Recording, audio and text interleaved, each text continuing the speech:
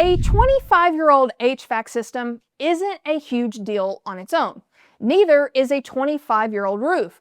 But put those two things together with an aging water heater and a crawl space that needs work, and now you've got four problems that add up to being very expensive to fix. And this is money that you put into a house that really doesn't have a return on your money. This is just home maintenance stuff that most buyers expect to be in decent condition. Here are the 5 things an inspector is going to flag, and any one of them can be enough to make you pause before you decide whether you want to move forward with buying a particular house or not. And the last one is the cheapest to check, and guess what? Most buyers don't do it. And it's the one that can cost people a part of their own driveway years after closing. But let's start at the bottom of the house with the foundation. Red flag number 1, structural issues. In my experience, foundation issues are one of the biggest fears buyers have. And the good news is you don't need to be a structural engineer to catch it. This stuff tends to be pretty obvious once you know what to look for. In our market here in Atlanta, it usually comes down to the soil, that good old Georgia red clay that we have. It expands when it's wet and it shrinks when it's dry. That constant push and pull puts pressure on a foundation that most of the country never has to deal with. So here's what to actually check. Look at the corners around doors and windows for diagonal cracking. This is going to be your telltale sign. A straight, horizontal, small hairline crack is usually cosmetic, and typically I see them in just about every house. But a diagonal crack running from a window or door corner is worth paying attention to. And here's the thing, open every interior door and see if it sticks. Walk the floor slowly and notice if anything feels sloped or maybe it feels a little bouncy. And here's the thing, no floor in any house is going to be perfectly level. That is a huge misconception. So don't panic over minor unevenness, but a real noticeable slope is worth paying attention to. In a crawl space or basement, look for horizontal cracks running through the block. That usually means the soil outside is pushing in, and that's not just normal settling. Keep in mind, your home inspector will flag anything that looks off, but it's important to know that they're not structural experts. That's a different specialist. If you're seeing a noticeable slope or real movement, that's when it's 100% worth paying a little bit of extra money, get a structural engineer to come take a closer look, rather than relying on the inspector's read alone. Sometimes I've had inspectors completely make a buyer panic over something. We've had a structural engineer come in and look at it and they said, no, this is really fine, this is normal. And sometimes I've had a structural engineer come in and look at something and say, hey, we've got a problem. So regardless, if you're questioning something, just pay the extra money and let a professional, an expert in that field, come look at it. And it's super important to understand, foundation repairs are not cheap. A minor crack repair might only run a few $100s to a couple of thousand, but actual pier work is usually $8,000 to $30,000. And if you need a full restructural total support job under a house, that can be catastrophic. And I'm talking $100,000 or more in some cases. If you see active movement with no paperwork explaining it, that's a reason to really consider whether you want to move forward with that house or not. I know if I was your agent, we're going to have a serious conversation about that. Another important thing to look at is draining and grading. Downspouts dumping water right next to the foundation or ground that slopes towards the house instead of away from it, both make the clay problem worse over time. And fixing that is cheap compared to the foundation work it can eventually cause. Now, if a structural engineer has already looked at it and confirmed that the movement has stopped, that's something that you can work with. Use the age and the repair history as leverage on price. Red flag number 2, aging systems that stack up. This is the one most buyers get wrong, and it usually starts with a misconception I hear all the time. And here's the thing, and sellers, I'm talking to you. Sellers love to justify a higher price point for their house because the roof is new or the HVAC system was just replaced. But a new roof and a new HVAC system aren't upgrades, they're maintenance. You're not getting the kind of return on them that you would get from redoing a kitchen or a bathroom. Buyers already expect a decent roof. They already expect an HVAC system that isn't about to fail on them. That's just not something that you pay a premium for. It's just what a well-maintained house is supposed to have. Where it actually matters is when these systems are aging out. A standard roof shingle usually lasts anywhere from 25 to 30 years, and replacing it typically runs $9,000 to, 24,000 depending on the size of the home. An HVAC system usually lasts 15 to 20 years, and a full replacement runs anywhere from 8,000 to 16,000. A water heater past 10 to 12 years has a pretty good chance of failing any day. But honestly, that's one of the cheapest things to fix. That usually runs, 1,200 to about 2,000 for a standard tank swap. And here's the thing, none of those numbers should scare you off of a house by themselves. The problem for me is when they stack. So you have a 22-year-old roof, a 17-year-old HVAC system, a water heater that's 15 years old, and you have a crawl space that needs a vapor barrier, so the plastic stuff that goes underneath. You add all that up and you're looking at roughly $15,000 for the roof, $12,000 for the HVAC system, another $1,500 for the water heater, and let's say another $5,000 or more for crawl space work. So let's just call it $35,000 in systems, all reaching the end of their life around the same time. And here's the thing most people don't understand.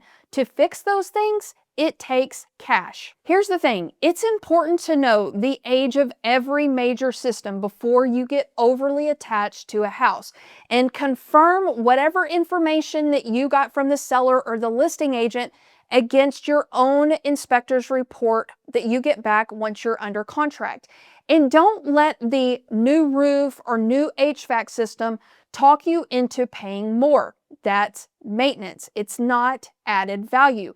If everything's aging at once, that's when you negotiate a significant amount of concessions. And for me, if a seller is unwilling to budge on any of it, I think you need to really consider whether that is the house for you or not. Red flag number 3, let's talk about the sewer lines.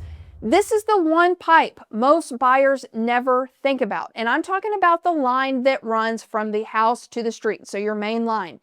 And in a lot of older in-town homes, that line is cast iron if it has never been replaced. And it is everywhere in Atlanta. Cast iron was standard for drain and sewer lines from the early 1900s all the way through the mid-1970s, with some builders still using it in the early 1980s before PVC took over. Cast iron typically lasts 50 to 80 years. Sometimes you can see it last up to 100 years under ideal conditions. So if the home you're buying has it, it's likely going to be due for replacement. A standard home inspection does not cover this pipe. Checking it is extra, and it takes an actual camera running through the line. And that's a job for a licensed plumber, not the home inspection company. Here's a pro tip.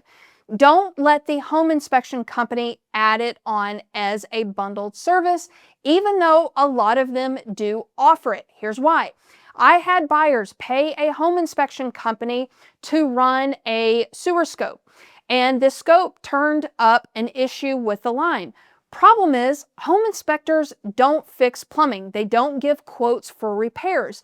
So to actually get a quote for the repair, a plumber still had to come out and run the scope again themselves. So my buyers ended up having to pay for 2 sewer scopes instead of 1. So save yourself the money and just book a licensed plumber to do it from the start. Here's the part people don't realize.